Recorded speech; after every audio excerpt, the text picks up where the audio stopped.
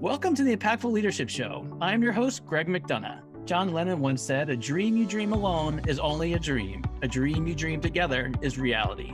Join me as we connect dreams to reality by chatting with innovators from around Washington, D.C. Our show is proudly sponsored by the D.C. chapter of the Entrepreneurs Organization. This is the Impactful Leadership Show.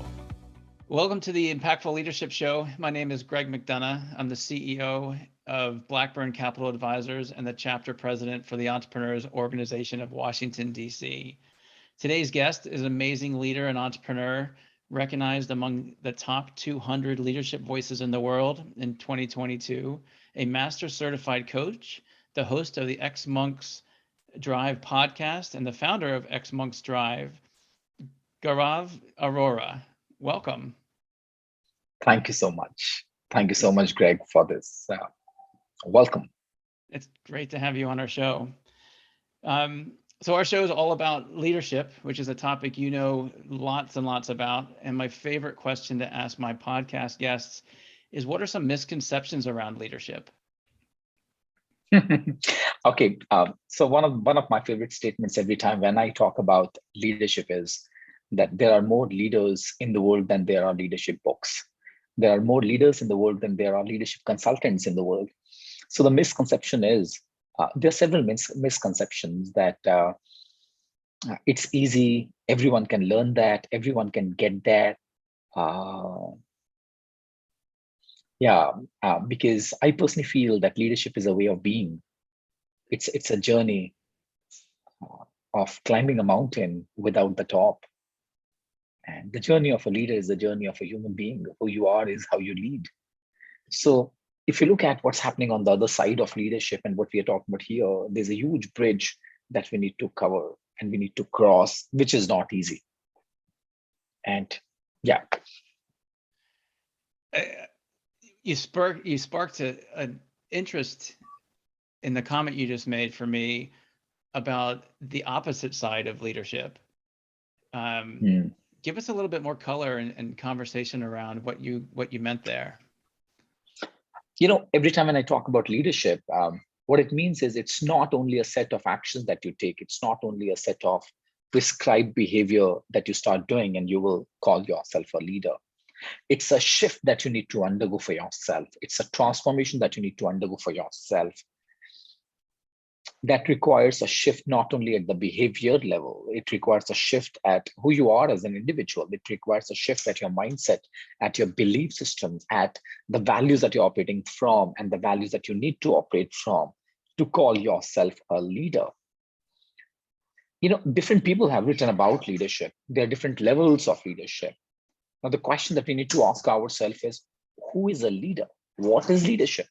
And that are some really deep reflective conversation. That's a deep reflective thought to get into.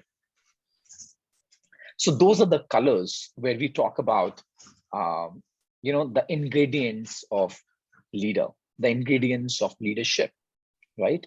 A few days back, I was talking to a friend of mine and he gave me a beautiful definition around leadership. He said, leadership is a coordinating. It's a coordinated, co-created movement that creates an impact which is good for the world. And the world could be a small group of people that you would like to impact. However, the main points to consider is it's a coordinated and a co-created movement. And that stayed with me. That stayed with me, right? So yeah. Mm-hmm. So let's talk a little bit more about that. Co-created, because many times we think about leadership, right? And it's the leader in front of a group being followed, and it can sound very solo, right? It's very much on your own. And what I'm hearing you say is it's broader than that. Your leadership needs to be co-created with others.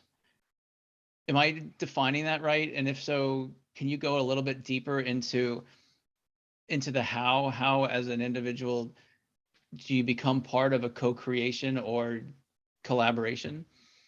Oh, definitely, Greg. It's trying to understand that here I'm actually taking one step backwards and saying, how could it be a solo journey? I'm asking myself, how could be a how could it be a solo journey? Because in case it's a solo journey, you don't have anybody to lead. You don't have anybody to co-create. You don't have anything to lead. So from that perspective, if you look at leadership cannot be a solo journey. If it's a solo journey, that means you are using people to create something which is meaningful only for you. And when I'm using the word meaningful, it's coming from a space of being selfish. Now, if you look at the co-creation part that we are talking about, and a coordinated, co-created movement, which is good for the world, and the world could be a small tribe of people that I'm talking about. It could be a small group of people that I would like to create a difference in the lives, in the lives of the people of those small group of people. So it cannot be a solo journey. That is one. It has to be along with people that you would like to impact, and another group of people who could be their stakeholders. Mm. Am I making sense? Absolutely. And what comes to mind, Gaurav, is all those leadership books, and I've read many of them, but the front cover is the person on top of the mountain with their hands up in the air in sort of a victory position, and nobody else is in that picture. And at the end of the day, to your point, that photograph is a very selfish photograph. Hmm. Although for many leaders, or those who call themselves leaders, they feel as if that standing on the top of the mountain, that a sense of accomplishment is leadership. And what you're suggesting and where our conversation is going, it's again much broader than that. It's involves many more people. It's Hmm. co-collaborating. It's Hmm. no, you got to. No, I'm just reflecting. Let's look at this metaphor and how can we bring it to another perspective. I'm sure people who are writing about leadership, I'm sure they would have given a thought to that, why that should be the cover page of the book, where a person is standing on the top of the hill, on the top of the mountain with their hands spread, looking up in the sky, right? It could be a possibility that one person represents a tribe, metaphorically, right? That one person represents a tribe. And he's talking about that what it means to accomplish something. It's a state of bliss. It's a state of oneness with the nature. It's a state of equanimity. It's a state of inclusiveness. When you climb a mountain and you say, thank you, universe, for supporting me to reach it. You know, it's extremely important to reach the base camp before you start to target the Mount Everest. Mm.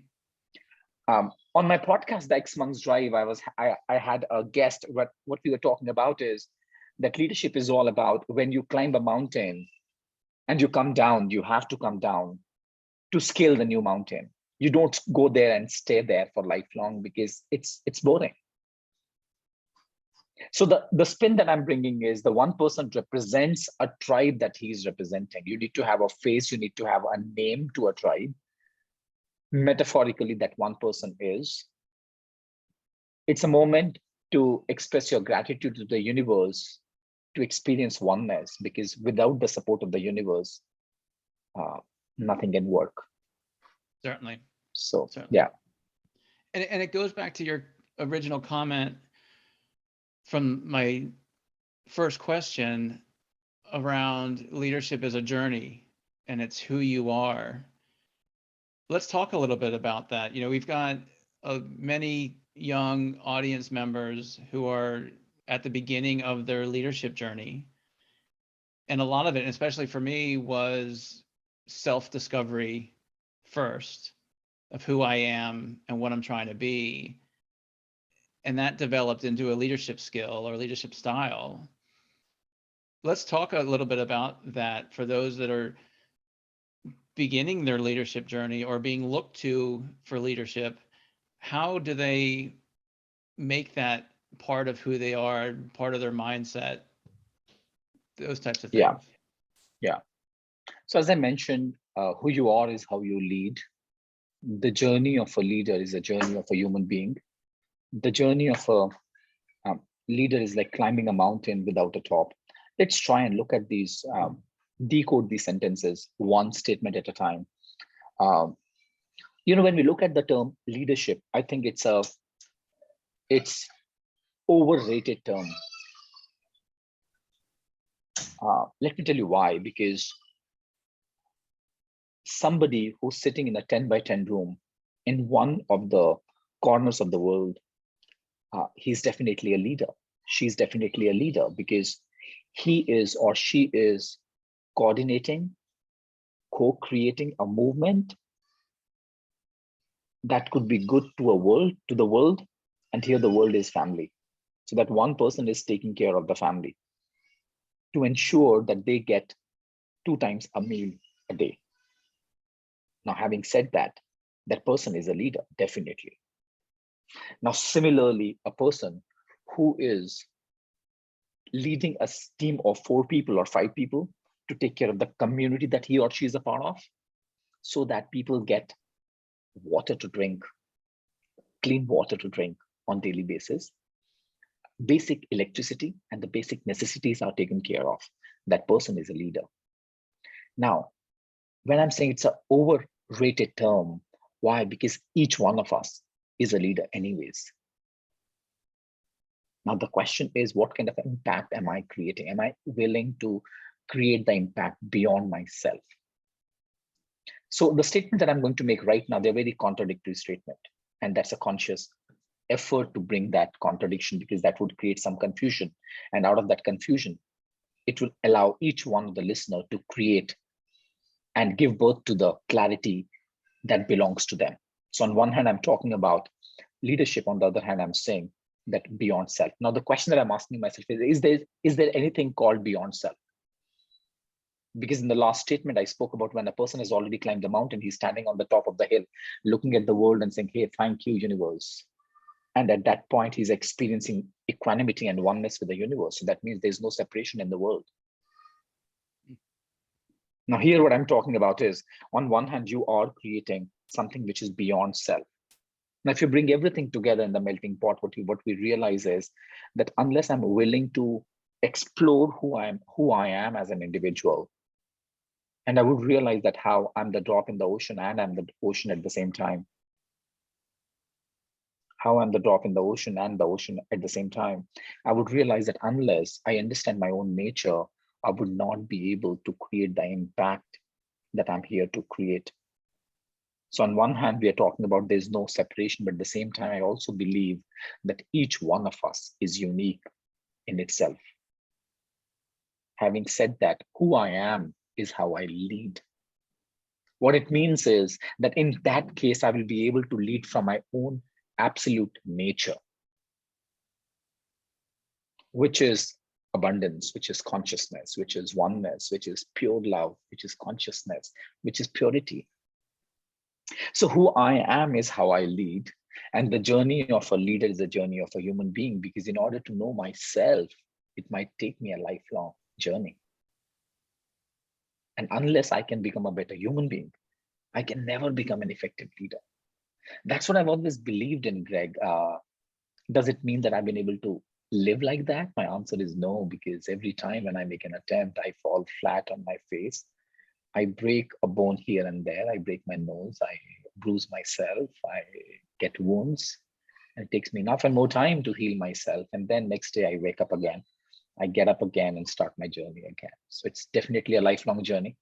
And every time when I reach the top of a mountain, I look up in the universe, as you gave me a beautiful picture metaphorically. I look up, thank the universe, I say, thank you so much for this beautiful base camp. Let me start the journey, the next leg of this journey tomorrow morning. Yeah. That's awesome. Yeah, you've got me now mesmerized. And one of the words that you said that really has me thinking is around, we all have leadership in us, right? And it starts with self, right? You're your self leader. And then maybe it expands to your family, then your community, then the world.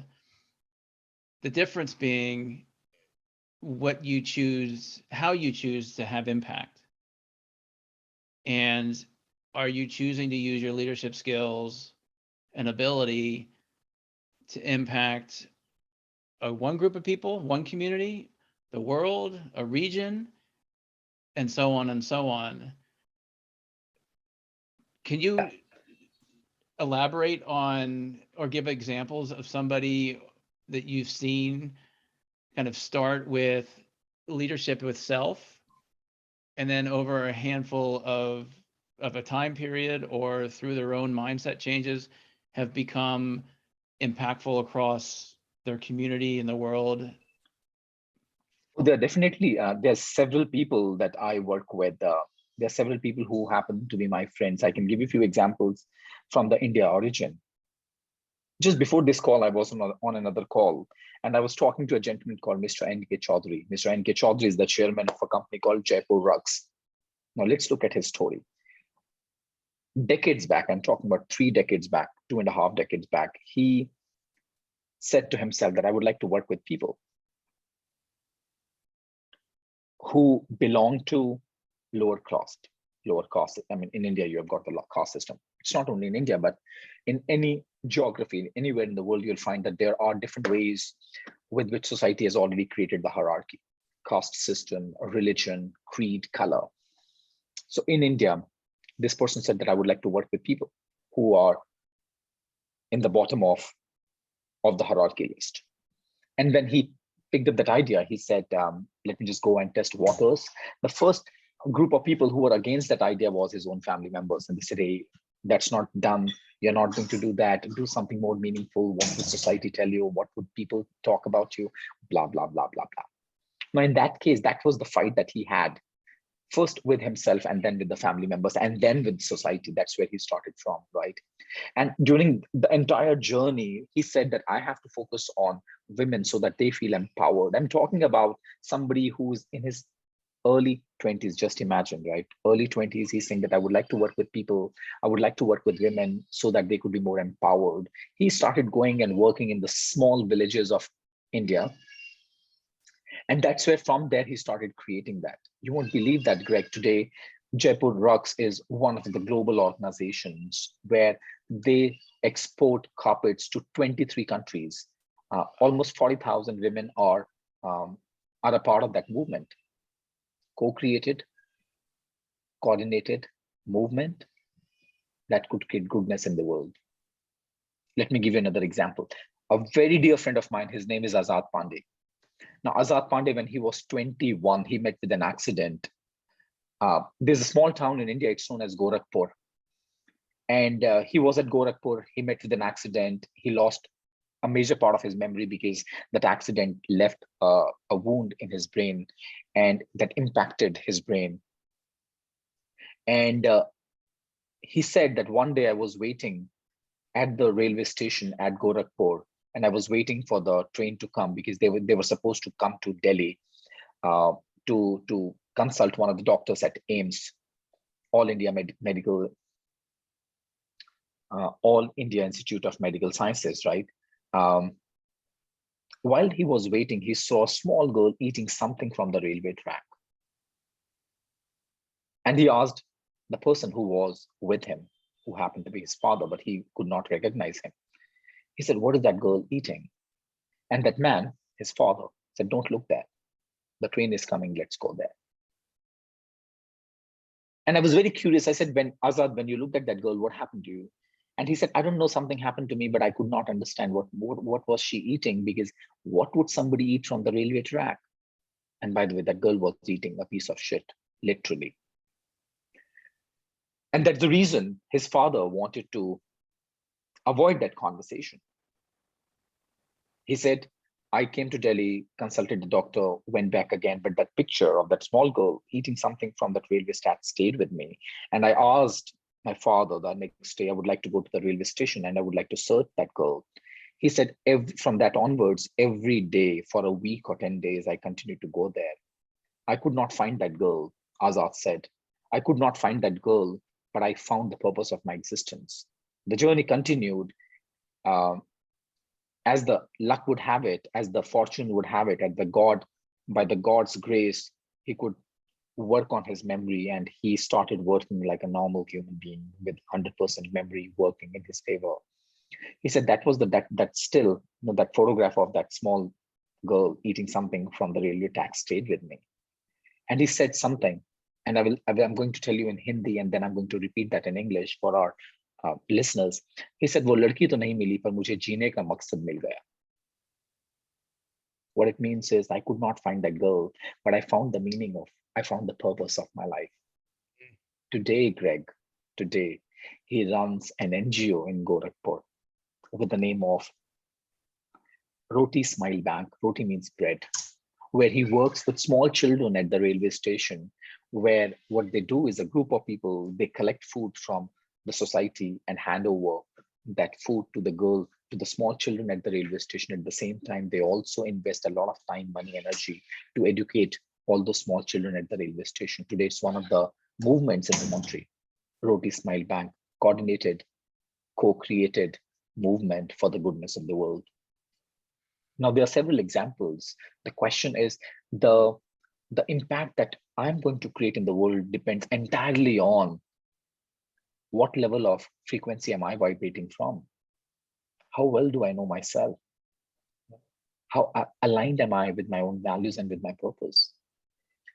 It sounds easy. It sounds very exciting and inspiring. It's not that easy because there are so many fears. There are so many insecurities that you deal with. And that does not allow me to grow beyond myself. And if I cannot see anything beyond myself, of course, I'll get limited in my life.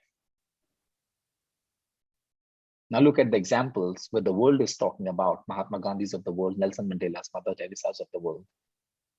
How come they've been able to create the impact that they've been able to create? Because they had the power.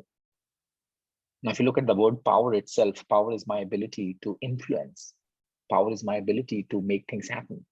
In case there is no power, there is no electricity. Right? And thus it's so important to identify, who am I? What are my core values? What are my purpose? What are my insecurities? What are my deep fears? How can I deal with that?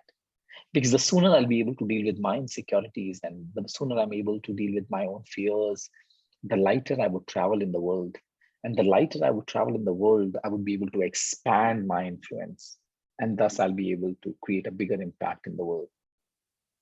So thank you for sharing those stories. That they really truly illustrate the power around leadership and how it finds us in different ways. I think it's fair to say. I would love to hear your thoughts or advice and guidance for those who are still looking for their passion, right? You shared the story about this gentleman who started a rug business to help women, and this doctor. I think your second story is much clearer how he found his passion and his vision. But for those in our audience who are sitting here listening, wondering, where is my passion? What am I gonna be? Is there a self-discovery formula? I so wish there could be. It shows up. I wish there could be, Greg. Let me try and make an attempt. Let's talk about passion. Passion itself is a very fully loaded word. Let's start from the very basics in life. Let's look at what makes your heart sing. What are those things that you love doing, even when you're not paid for that? Do you love talking to people? Do you love listening to people? Do you love cooking? Do you love painting? Do you love sitting and carving something? Do you love sculptures? What do you love doing? When do you find yourself fully engaged? So those are the questions that I continue to ask myself. And for as long as I'm able to identify those answers, I think I'm moving in the right direction. That's one. Now, the question is, will I be paid for that? That's a question that continues to keep us away from doing something uh, that we can call a profession, because we live in a society, and society tells us that we should be doing something that can help us earn money. Uh, and that is important, right? A friend of mine, his name is Charles. Charles is a classical dancer in south of India. And he said one of the biggest challenges that he has faced is interacting with his relatives and the family friends, because the question that they would ask him is, what do you do? And every time Charles tell, hey, I'm a classical dancer. Oh no, that's okay, but what do you do? No, I'm a classical dancer. Oh no, that's okay, but what do you do? That's what I do, right? Why? Because society has a different set of looking at these are the things that people can do. Because why? Because those are the things that can help us earn money. I think that's where the challenge is. So, the question is, are you willing to listen to your own self? The challenge is we don't listen to our own self. We don't listen. We don't listen to the universe. We don't listen to life. We don't listen to each other. And ironically, we don't listen to ourselves as well. Now, for as long as I'm willing to listen to myself, I'll be able to identify what I love doing, what is my passion, what makes my heart sing, what makes my soul dance. So that is one. Something that I've recently realized for myself is, when people ask me, Gaurav, how to find your purpose, I don't have an answer for that. Have I found my purpose? I'm not sure. I'm not sure. I mean, I love doing coaching. I love doing podcasting, Greg. I can do it even if I'm not paid for that. I love doing that. It makes my heart sing. It makes my soul dance. The question is it my purpose? I don't know. Now, recently, what I've realized is that if I have not yet found my purpose, then it's all about moving in the right direction, right? So direction is more important than how fast you're moving in, right? Now, having said that, how would I know that if I'm moving in the right direction? Because in case you're moving in the right direction, I believe your purpose is going to find you. Your purpose is going to discover you rather than you discovering your purpose. Now, the question is, how would I know if I'm moving in the right direction? That's where I need to take a pause and look at what kind of opportunities am I attracting in my life? What kind of people are coming in my life? What kind of suggestions are they offering me?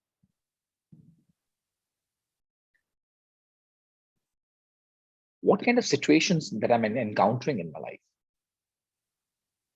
Now, for as long as deep down, you know this, by the way, when you start to listen to yourself, you would get a yes in your body. You know what? I'm meeting these kind of people. That means I'm moving in the right direction. And as I said, for as long as you're moving in the right direction, your purpose is going to discover you. It's just a matter of time. The question is, am I willing to have that kind of patience for myself, where I operate from, you know what? I'm a unique creation. I have a purpose. I am the purpose. When would I meet that? Do I have the patience to walk on that path? Certainly. So it's not a direct answer to your question, how to identify your passion, how to identify your purpose. These are the steps that I'm experiencing, I'm experimenting with. One of the things that I try to become aware of when dealing with choices and direction, and you mentioned it about yes, right? I have this concept of like the full body, like does everything in your body tell you that you're doing Precisely. what you should be doing? Precisely. Another reflection on some words you said around purpose. Through my journey, I've noticed that my purpose changes, and it changes depending on who's in my life at the time or what I am trying to accomplish. Like what was my purpose when I was 20 in my 20s is much different than my purpose when I'm in my 40s. And what's Absolutely. changed, right? My family's changed. I've got a wife and 2 children, and so my purpose has changed, and it's beautiful. I love it. Those are great insights you're providing. I'd love to get into your journey and how you developed a passion for what we're talking about understanding that you're still discovering your purpose. And I think life is about discovering your purpose, and you never Yeah. truly Yeah. put it on a postcard and stick it on the wall and finally figure it out. But I'd Mm, love to hear how you developed your interest in this topic and your journey really. mm. Yeah. Thank you. Thank you so much, Greg, for asking that. Um, to tell you the truth, I think, as I mentioned, that you don't go and meet your purpose. You don't go and discover your purpose discovers you. What it means is it's all grace. It's a universal grace that starts to bestow onto you, and you just call yourself lucky. I call myself extremely lucky. I've been extremely lucky. I think that I'm God's special child. When universe was creating, and I think that universe was creating that these are going to be my favorite childs. These are going to be my favorite children, and I think the universe chosen me as one of them, and I'm extremely thankful to them, to the universe. Having said that, Greg, my journey into what I do today, I do a lot of executive coaching. I work with few of the best leaders in the country.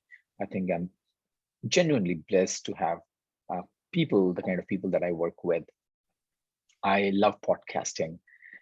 For as long as I've known myself, I've always witnessed myself engaging with people, talking to people, interacting with them, loving interacting with them, being a part of the communities, making sure that two people meet each other. Uh, I've always found myself very, very curious in terms of asking questions, why you do what you do. And least did I expect that one day I would be making a living out of that. Now, I remember I did my engineering, I did my MBA, started working with a bank. Hated my job at bank because uh, the job that I was supposed to do was all about numbers. And trust me, I'm horrible in number crunching, horrible in number crunching. Um, and during that time also, I used to love reading books, and I would just go and talk to people. What do you do? How do you do that?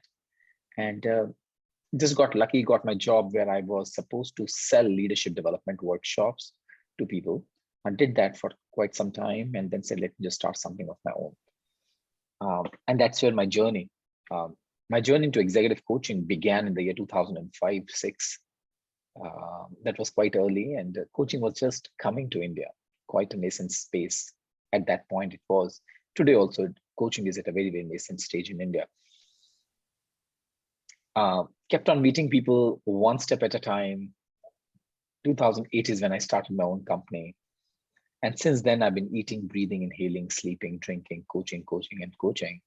And entrepreneurship uh, was the only choice, because in case you would like to create the impact that you would like to create, you have to make your own rules, you have to bend your own rules. And that's where my journey into entrepreneurship started. And because I was managing teams, I was working with people, so I could not do things solo. So it's a co-created, coordinated movement for the goodness in the world. And since then, we have been building several brands. We have been building several verticals, whether we are working with corporates, whether we are working for-profit organizations, non-for-profit organizations, or starting my own podcast, or starting my own mastermind in the space of coaching. How can I think the essence remain the same for me. My essence is how to extract wisdom from people, how to extract what they have inside them, and then how can I bring people together? How can I create communities? How can I build connections with people? And that's where I'm here, where I am, Greg. Would you call it a strategic move? My answer is no. As I told you, I just got lucky. And yeah, so I continue to express my shukrana, my gratitude to the universe, and continue to walk on my path.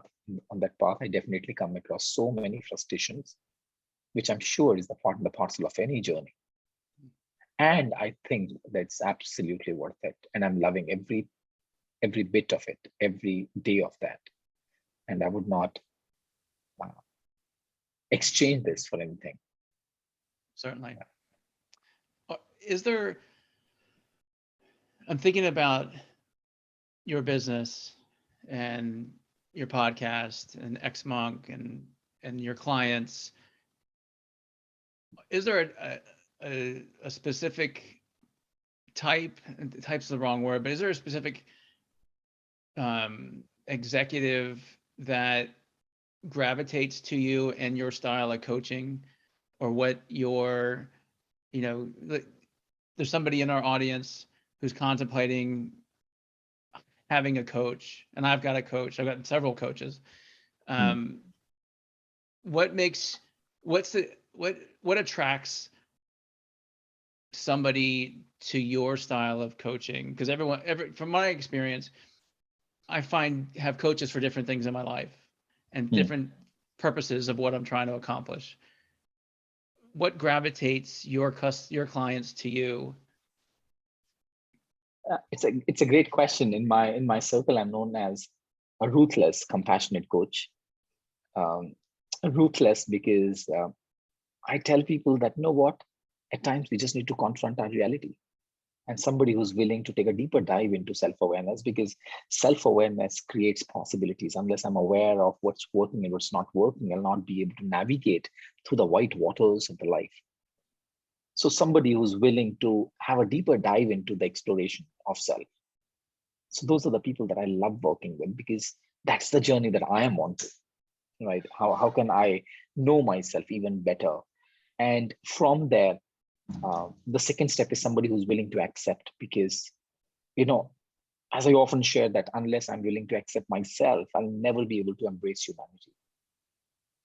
Because there's always a wall of separation that I've created between self and I and self. And in case I cannot dilute this wall between I and self, I'll never be able to let go or to deconstruct the wall between I and the universe. Going back to the conversation that we were having, that there's no other, it's all oneness.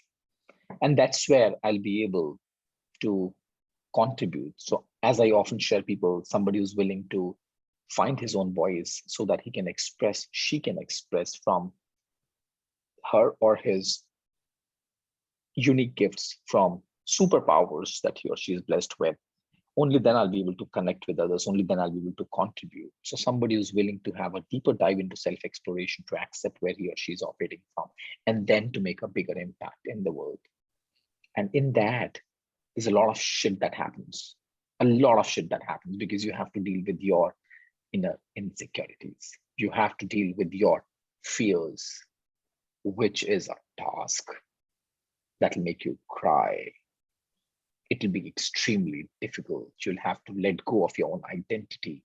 You have to lose yourself on a daily basis. You have to kill a part of your own self to give birth to a new self. And that's a journey. That vulnerability is very difficult to Absolutely stomach, especially on your own. Gaurav, this conversation's amazing, and it could go on forever and ever. If an audience member cares to find you, what social media is the best avenue? Are you a LinkedIn person, Facebook, you name it? How do our audience members find you? Well, I'm very active on LinkedIn. You can find me as Gaurav Arora, and you can add xMonks, because the name of my company is xMonks. And it's a warrior monk, somebody who's a warrior and who's willing to pull the sword in service of others. That's the warrior monk, xMonks. And I have a podcast called the xMonks Drive, where I have had the pleasure of interviewing a few of the best leaders in the world, thought leaders, business leaders, authors, coaches, and some really deep introspective conversations I've had with them. Now, I think that has been a university for me. So definitely you can find me on LinkedIn, on podcast. So yeah. Wonderful. And we'll include, and the website is definitely www.xmonks.com. Fantastic. And we'll include those in our show notes. So anyone who's out there trying to hit rewind to capture those handles, don't worry, just scroll down. You'll find all that information in our show notes. Well, Gaurav, it's awesome to have you on our show. I appreciate your time. Our conversation went very deep, very quickly, and I hope and I don't hope, I know our audience members will have been enlightened through. And thank you for all the work that you do in the universe. It's much needed and appreciated. Thank you so much, Greg, and thank you so much for having me on this show. It's a validation that I'm moving in the right direction. And for that, I'm really grateful for. So thank you for having me on this show. It's absolutely my pleasure. And that's a wrap, my friends. Thank you for spending your time with me. For show notes and other episodes, visit us at impactfulleadershipshow.com. One last food for thought: walk on with hope in your heart, and you'll never walk alone.